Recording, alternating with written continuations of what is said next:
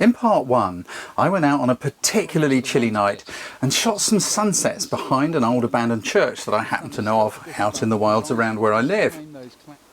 We did it with the DSLR and I did the exposures manually and talked you through what I was doing because it is so critical for you to get your exposures shot manually. You don't always have to use manual mode. Auto modes are fantastic, but if you don't know how to shoot a manual exposure and how to interpret what the light meter is telling you and read your histogram, you can have problems, particularly with a super high contrast situation such as a sunset with something in the foreground, because the exposure has to be perfect. Now those of you that are saying, I don't want to do post-production, I want to get it right in the camera, I salute you. You must get it absolutely perfect in the camera, particularly if you're shooting a high contrast situation like that with a RAW file, because if you don't have the data in the RAW file, you can't make it look natural.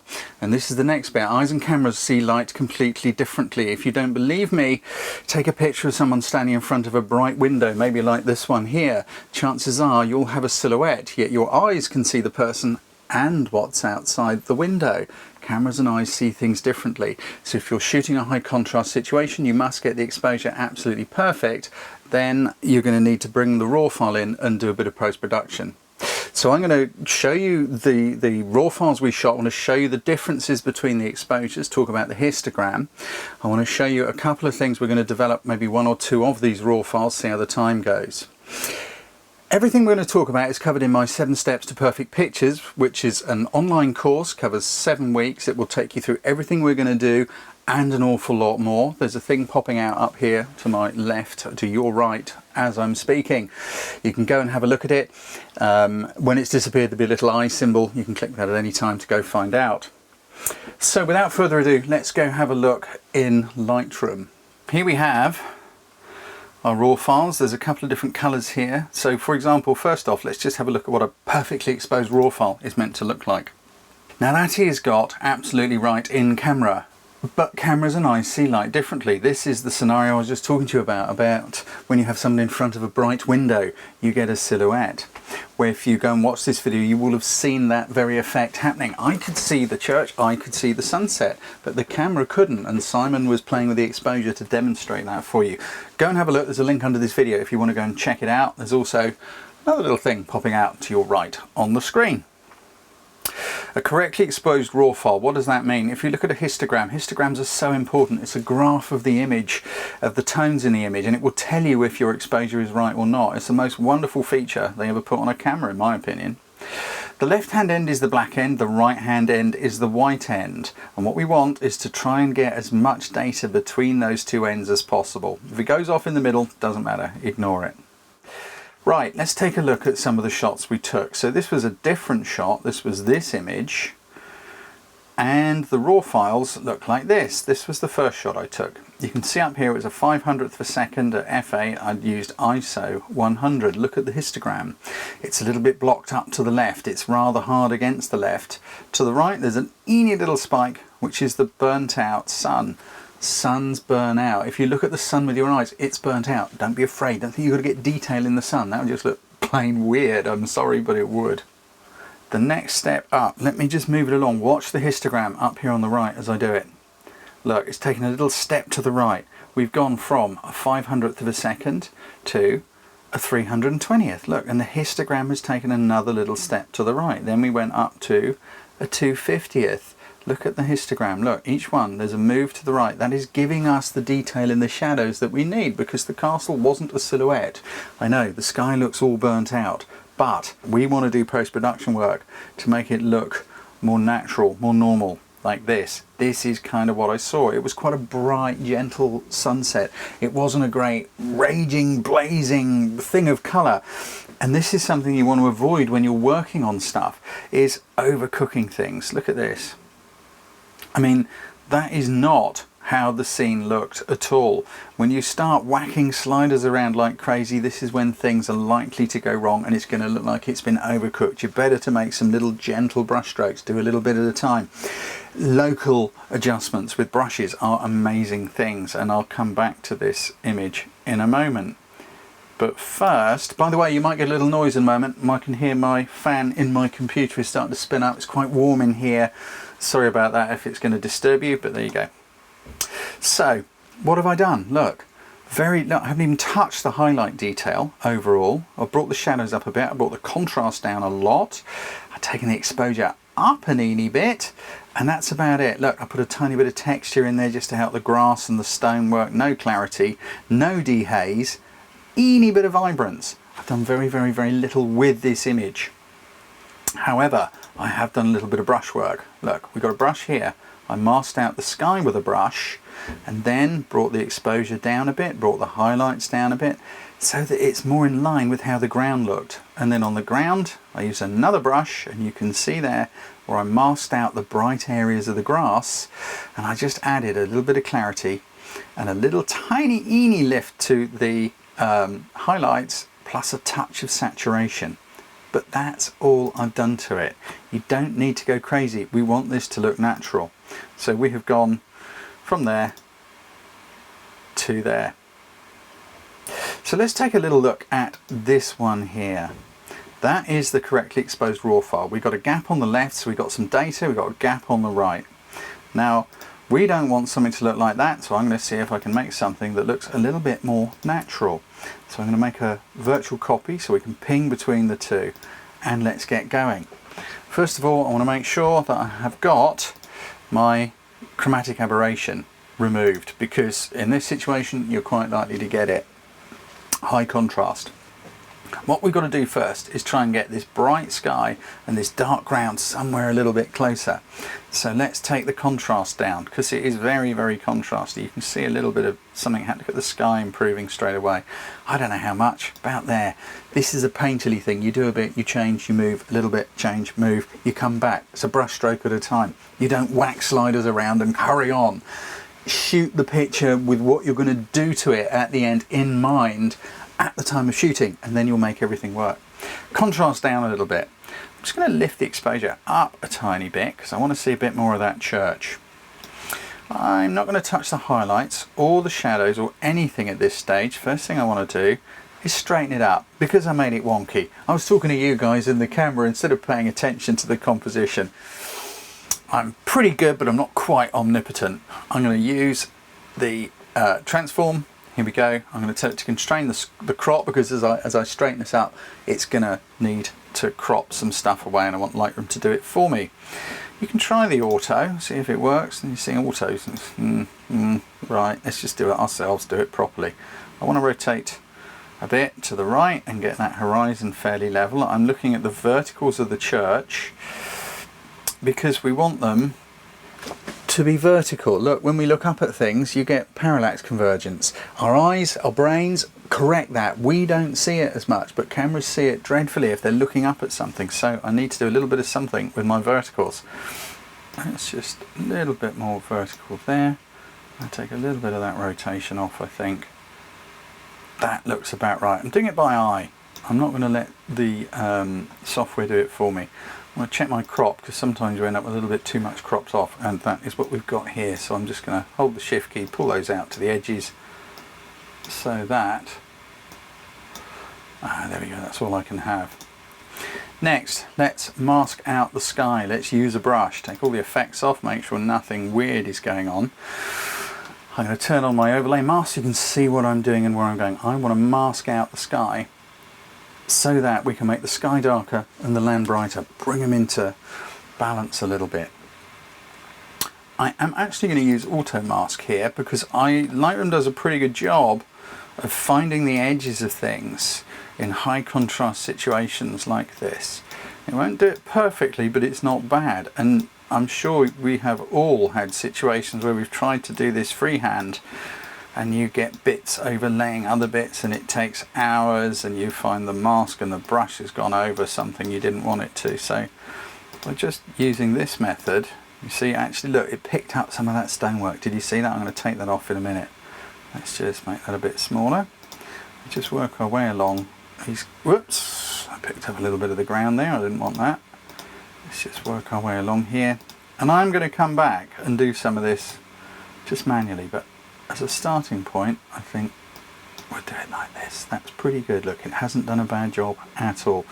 Let's have a look at the trouble areas. Let's have a bit more room to work. Press the Alt key. I'm just going to brush off where it went over the places where I don't want it to, just using the edge of the feather of the brush. Make the feather slightly bigger. Just work my way along there, just gently softening that edge. Look, see? That's better, isn't it? That's pretty good. Nice. Now I want to take it off the side of the church. You see where it picked up? There's a colour in the sky that's reflecting on the church. That's a clue. We can use that later on because there'll be a white balance thing going on. So I'm going to reduce my feather and I'm just going to freehand that off, I think, because it's not critical. I just want to take it off. Good. There we go. That's all pretty good. And looking around the edges, I think it's pretty much got everything I want. Yeah, that's covered it nicely. That'll do. That'll do. I need to go back in here, apologies, because I want to make sure I have picked up these highlights. Look, you see it was a slightly different tone and Lightroom just missed them. I want to make sure I get these pinks, these colours through here. It's great for going around the edges of regular shapes, but sometimes it can cause a problem with things like this. I'm just going to let it go over the pole. I don't think it matters if the pole goes a bit silhouette-y. There we go. I'm doing it properly. Forgive me for taking my time, but I want to show you how to do it properly. Good, good, good, good, good. A little bit there it missed. Right, we can zoom out now, and using a hard edge brush, all we got to do is just whack that in there. And we got a nice mask going around our church all ready to go. Turn off the mask, we don't need it. Now we want to start looking at what we're doing. Let's take the exposure down a tiny bit and just see if we can get more balanced. Let's take the highlights down. Let's see what happens with the highlight slider as we start to remove. It's about right. We don't go mad because it won't remove all of it. It makes it look weird. So it's about there. I'll take the exposure down a touch more. We just want to get them in balance for the minute. And once we've got them in balance, we can find out where we want to go. Also, it's showing me where I missed bits. Look, see these little bits around here that I didn't pick up when I masked the sky. Right, next I'm going to whiz back into the basic panel. I'm going to lift the overall exposure, probably quite a lot. Probably needs to go a good stop. Yeah, stop and a half, bit more, somewhere around there. That's pretty good. Back to the brush, back to the mask.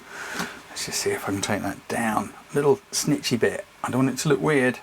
That's getting closer. Right, we're getting close, we're getting close, we're getting close. Good. Now let's just see what we need to do here. Let's lift the shadows on the church a little. See, we're getting much, much better. Now I'm going to have a look at our blacks and whites. Press the Alt key. Right, the sun is going to burn out. Don't be afraid of that.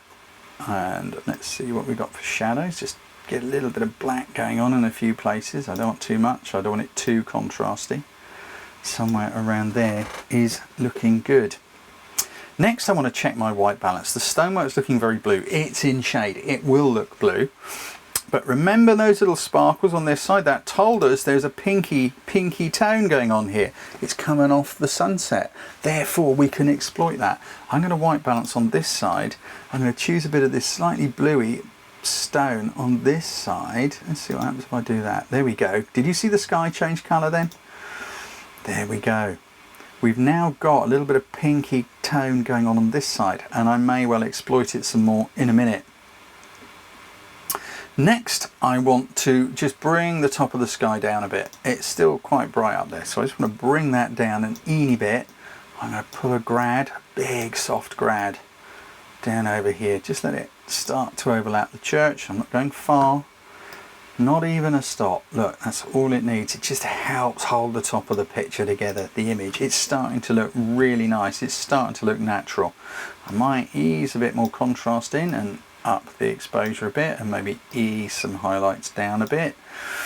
It's a dance you have to do. It's a dance. I'd say we're getting very, very close indeed. I've just seen I've got a filthy dust spot on my sensor. See how easy it is to remove a dust spot. Let's just get rid of a couple of those. There we go, there's another one up there. Boink, gone. Nice. It's much better to keep your sensor clean, really. Okay, we're doing pretty well. Now, what else can we do? You see these highlights on the grass? I think we can bring those to life a bit more. It will look more natural. There's shadow around the church, but I want to bring the grass to life a bit. We do it with a brush. Get a new brush. Give it a little bit of feather, because we want to probably just work this gently around the edges. These are not hard-edged shadows. Look, there's a highlight along there. So, I don't know how much we can change it. I'm going to go, I don't know, quarter of a stop, something like that, and maybe lift the highlights and maybe lift the whites a bit. It's just the starting place. I'm going to give it 100% and see what it looks like. Right, that's quite strong, so I'm going to undo that, keep the settings, but I'm going to put on 50% flow. That means I can paint it in a bit at a time. Look, you see how much nicer that is? I can be much more subtle. Just take the brush down a bit, paint a bit in across here, a little bit along that edge. You just kind of do it. I feel like Van Gogh or somebody. Look, you see, you just kind of paint these things in. Here we go. Look, this little piece across the back there. Just work my way around it. Just help those highlights come to life, because this is how I remembered it. This is how it was. I'm going to put a bit of clarity in there. I want to help that. That looks better. That bit of clarity is really helping. Put a teeny bit more exposure. That's better, because the light was coming across the grass. Now remember, I removed contrast because I want to see more between the building and the sky, but that has had an impact on the grass. I want to push that contrast back into that area, so let's push a little bit of contrast into there. I may even push a little bit of green into there to help the grass be green, because it was green, and maybe a touch of yellow because there's some sunset coming across it. Look at that. You use this thing up here, your brilliant brain. You need to think it through. I'd say we're getting very, very close indeed. The last panel which might be useful here is HSL, Hue, Saturation and Luminance. I'm probably just going to see if I can take the oranges down a tiny bit, click that little buttony thing there, stick it on a tone you want to darken, and let's just, look, see if I go like that. Now that's not real, so I don't want to go too far, and I don't want to up the saturation because it wasn't that strong a sunset. That is pretty accurate. What I might do is take the sky down a bit, take those blues in the sky down a bit darker. That's a bit nicer. But I'm also going to go into saturation, same thing, but I'm going to desaturate some of that blue because it wasn't that blue. A little dance, back to luminance, take it down a bit more. There we go. That's not far off. Now look, it's all quite dark. Back to basics. Let's up that overall exposure a bit. Think about it. The sun's in the sky. You can still see. It wouldn't be a silhouette. You would be able to see stuff. Let's just take our contrast up a tiny bit because I might have removed too much. I'm going to put a hint of vibrance into there. Vibrance saturates areas that are desaturated, and it can look horrible if you do too much, but a little bit can look quite nice. I'd say we got a pretty good image. It is certainly better than just whacking sliders around and ending up with that. That is fairly natural. You know, there are many things you could do. You could start painting in a little bit more colour here. You could darken this shadow a tiny bit. I don't want to go mad with it. I just want to show you what we've got. The only thing I am going to do is on this sky, I want to take the sky down a bit because those highlights are possibly too bright. There we go. I think we're there. I think that's what we've got. There's also a little bit here, look, where the masking mist around there. You can work around the edge of those, get your brush, bring those in, and it starts to look pretty good. But I'd say overall, that is a pretty accurate representation of what I was seeing. But it does need a little bit more attention around here. I'm not going there right now. That is all covered in 7 Steps to Perfect Pictures, how to get rid of halos and all that stuff. Finally, let's have a quick look at this one. At the end of the video, we were going home and we had this idea. How about if we shone the car headlights on the old church? What would it look like? What would it do? Don't be afraid to try out wacky ideas. You don't know what's going to happen. Well, again, exposure. The first exposure was at 4 seconds, and look, the histogram is very far to the left, but also you need to use this thing when you're interpreting your histogram. You're making a manual exposure, the camera's going to try and put everything in the middle, right? The camera's going to try and make this daylight. It's going to try and make it probably more like that. Somewhere around there. That's not really what we want, is it? Let's just take that off. We want to try and just capture the tones. It was fairly dark. So I want to just make that histogram go to the right a bit. There we go, you see? It's not a massive difference. It was dark. There were no real bright highlights, so this end of the histogram's empty. There is lots of darkness, which is going to be the grass and what's going on around there. We've got a blue skies, a few little stars happening in there, and then with a little bit of gentle work, we can just sort of bring that to life and make it look more natural. Notice what a difference it makes when you correct those verticals. Where would I begin with that? I'm just going to do it very, very quickly on here. I'm not going to do the whole thing because this video would be way too long. Where would I begin though? Again, first of all, I'll take some contrast out. Somewhere around there. Probably bring the exposure up a little bit. Maybe lift the shadows a bit. Correct some verticals. So here we go, let's get the church so it's straight. It's somewhere around there, isn't it? It wasn't leaning in, it's somewhere around there. That'll do. I would mask in the sky. I'm only going to roughly cover this because I want to be able to, let's just show you hang on, I've got my flow down to 50, which was when we were doing the grass. You've got to keep your eye on these things, guys, when you're working. I'm only going to do a top bit. I'm not going to really bother getting in tight. You've seen how you can do that. Look, so I would add a bit of dehaze. It's going to darken the sky and it's just going to help the clouds. I would probably add a little bit of highlight and maybe a little bit of white because that's going to help those little stars. And I'll take the exposure down a bit because we want that deep sky. You see, that's looking pretty good. Take those whites up a bit. Not bad. I would then add another brush and just run it across the grass. Possibly, let's just run it in there and see what it looks like. Do that, like that. Now, I want to take the grass down a bit. But I do want to give it a bit of texture. It's just bringing the grass to life.